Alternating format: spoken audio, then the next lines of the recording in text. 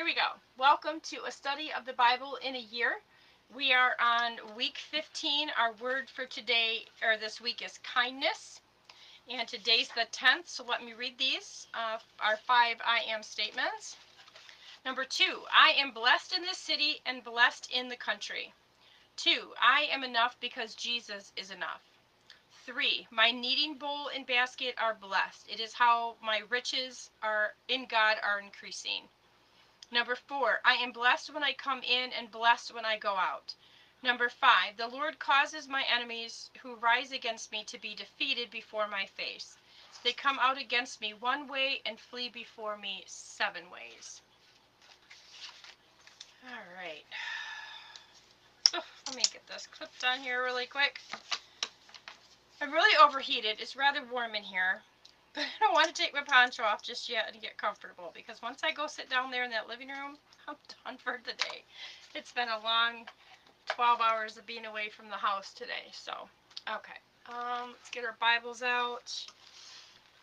And let's read our 3 reflections for the week.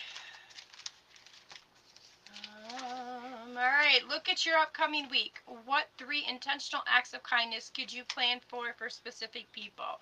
We talked about sending like a text message or an encouragement, something to somebody. Who is the most difficult person in your life right now? What one kind action could you take toward them this week? And number 3, how could you show kindness to yourself this week in a way that honors God and respects how you were created? So those are our assignments for this week.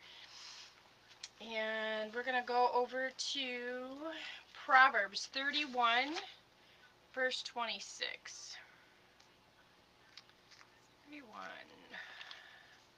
Well, you don't realize how tired you are until you get home. All right. Proverbs 31:26 in the NIV says,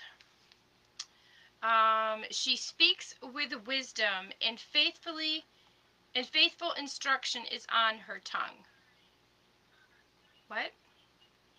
I don't know what it has to do with kindness. Proverbs 31:26. Let's make sure it's right. Proverbs 31:26. All right. Proverbs 31:26 in the Message Bible says, 10 through 31. All right. A good woman is hard to find and worth far more than diamonds. Her husband trusts her without reserve and never has reason to regret it. Never spiteful, she treats him generously all her life long. She shops around for the best yarns and cottons and enjoys knitting and sewing.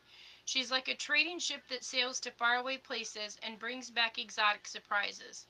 She's up before dawn, preparing breakfast for her family and organizing her day. She looks over a field and buys it. Then, with money she's put aside, plants a garden. First thing in the morning, she dresses for work, rolls up her sleeves, eager to get started.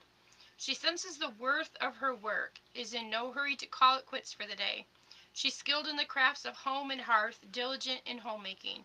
She's quick to assist anyone in need, reaches out to help the poor. She doesn't worry about her family when it snows. Their winter clothes are all mended and ready to wear. She makes her own clothing and dresses in colorful linens and silks. Her husband is greatly respected when he deliberates with the city fathers. She designs gowns and sells them, brings the sweaters she knits to the dress shops. Her clothes are well made and elegant, and she always faces tomorrow with a smile. When she speaks, she has something worthwhile to say, and she always says it kindly. That's where we're at right there. She always says it kindly. And so that's where we should be. We should be about the Father's business, taking care of our families, taking care of ourselves, and we should be exuberating His kindness and being a reflection of who He is to us. That's the beauty of this verse. And it took me reading the whole chapter to tell you that. But anyways, it's worth it to be kind. And I don't think Proverbs, oh, it is. All right, so Proverbs, this is the Passion Translation. So let's read it one more place. 31:26. 31:26. it says, her teachings are filled with wisdom and kindness, as loving instruction pours from her lips. So the only place it doesn't mention kindness is the NIV, the first one that I read, of course. All right.